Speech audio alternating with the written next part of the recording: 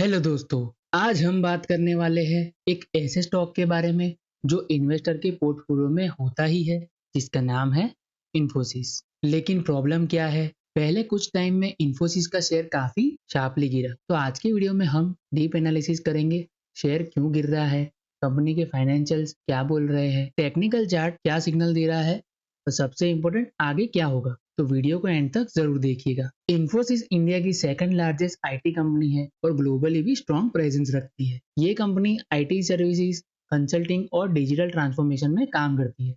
Long term में इन्फोसिस ने investor को बहुत अच्छा रिटर्न दिया है, लेकिन अभी जो सिचुएशन है वो थोड़ी वरिंग है। आपका सवाल भी वही है, प्रॉफिट अच्छा है फिर भी शेयर क्यों गिर रहा है, और इसी आंसर को आज हम डिटेल में समझेंगे। सबसे पहले देखते हैं प्राइस एक्शन। इन्फोसिस का स्टॉक अभी अप्रोक्स 1150 से 1200 की रेंज में ट्रेड कर रहा है। ईयर टिल डेट मतलब 2026 में अप्रोक्स 20 से 25% गिर चुका है और अपने हाई से तो ऑलमोस्ट 30 से 35% करेक्शन दिखा चुका है। मतलब क्लियरली मार्केट में बेयरिश सेंटिमेंट है। और याद रखिए, मार्केट फ्यूचर को प्राइस इन करता है, पास्ट को नहीं। तो प्रॉब्लम फ्यूचर एक्सपेक्टेशन में है। अब आते हैं सबसे बड़ा ट्रिगर, लेटेस्ट अपडेट्स।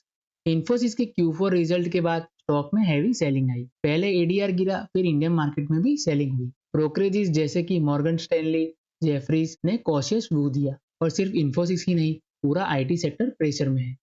एक रिपोर्ट के हिसाब से आईटी सेक्टर का बिलियंस ऑफ डॉलर्स का मार्केट कैप वाइप आउट हो गया है। मेन रीजन है weak global demand, US slowdown और क्लाइंट आईटी स्पेंडिंग कट कर रहे हैं, इसलिए मार्केट पैनिक में आ गया।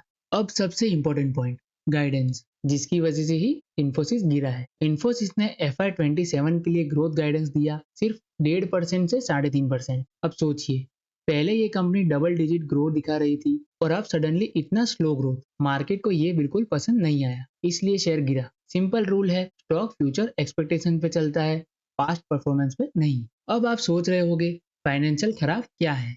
एक्चुअली नहीं, प्रॉफिट अप्रोक्स 8500 करोड़ इंक्रीज हुआ है, रेवेन्यू भी स्ट्रॉन्ग है, मार्जिन अराउंड 20% है। तो प्रॉब्लम क्या है?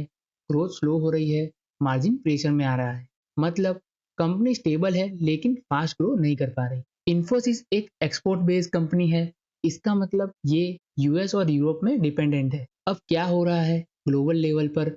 Inflation high, interest rate high और कंपनीज कॉस्ट कटिंग कर रही है। तो सबसे पहले क्या कट होता है? IT spending. इसलिए इन्फोसिस के क्लाइंट्स प्रोजेक्ट डिले कर रहे हैं। अब आते हैं एक ऐसे इंटरेस्टिंग और डेंजरस टॉपिक पे जिसका नाम है एआई। आर्टिफिशियल इंटेलिजेंस का इम्पैक्ट आईटी कंपनीज पे डायरेक्ट पड़ता है। ऑटोमेशन बढ़ रहा है, कोडिंग टूल इंप्रूव हो रहे हैं और मैन पावर की नीड कम हो रही है। इन्फोसिस एआई पे काम कर रहा है, लेकिन अभी एआई रेवेन्यू बहुत छोटा है। मार्केट को फियर है, क्या एआई ट्रेडिशनल आईटी बिजनेस को डिस्टर्ब कर देगा? कंपनी के इंटरनल सिग्नल भी थोड़े वीक लग रहे हैं। हेड काउंट रिड्यूस हो रहा है, डील क्लोजर स्लो है और हायरिंग कम हो रही है। अब ये सब सिग्नल देता है डिमांड स्लो डाउन और कंपनी डिफेंसिव मोड पे चल रही है। अब देखते हैं चार्ट क्या बोलते हैं। स्टॉक क्लियर डाउन ट्रेंड में है, 200 डीएमए के नीचे ट्रेड कर रहा है। स्ट्रॉन्ग सपोर्ट है 1150, नेक्स्ट सपोर्ट होगा 1100 और रेजिस्टेंस है 1300 से 1350। इंडिकेटर्स की बात करें तो RSI ओवरसोल्ड जोन में आ चुका है, सेलिंग वॉल्यूम हाई है। शॉर्ट टर्म में बाउंस आ सकता है लेकिन ट्रेंड अभी भी बेयरिश है। चलिए फाइनल कंक्लूजन समझ लेते हैं। पॉजिटिव्स की बात करें तो स्ट्रॉन्ग ब्रांड है, डेट फ्री कंपनी है और एआई और डिजिटल ग्रोथ में पोटेंशियल है। रिस्क की बात करें तो स्लो ग्रोथ, ग्लोबल स्लोडाउन और IT sector pressure. Short term में बेयरिश हो सकता है, मीडियम टर्म में वॉलेटाइल रहेगा और लॉन्ग टर्म में स्टेबल है। स्ट्रेटेजी की बात करें तो लॉन्ग टर्म इन्वेस्टर एसआईपी या टैगर बाइंग कर सकते हैं। ट्रेडर्स वेट फॉर रिवर्सल और न्यू इन्वेस्टर को जल्दी एंट्री नहीं लेना चाहिए, टैगर वे में पॉज करना चाहिए। तो दोस्तों ये वीडियो सिर्फ एजुकेशनल पर्पस के लिए था, कोई इन्वेस्टमेंट एडवाइस नहीं। शेयर मार्केट में इन्वेस्टमेंट रिस्क के सब्जेक्ट होता है। कोई भी इन्वेस्टमेंट डिसीजन लेने से पहले खुद की रिसर्च करें या अपने फाइनेंशियल एडवाइजर से सलाह जरूर लें। तो आज के इस वीडियो में इतना ही। वीडियो अच्छा लगा हो तो वीडियो को लाइक करें और शेयर समाचार यूट्यूब चैनल को सब्सक्राइब करना ना भूलें। मिलते हैं नेक्स्ट वीडियो में, तब तक के लिए स्टे इन्वेस्टिंग।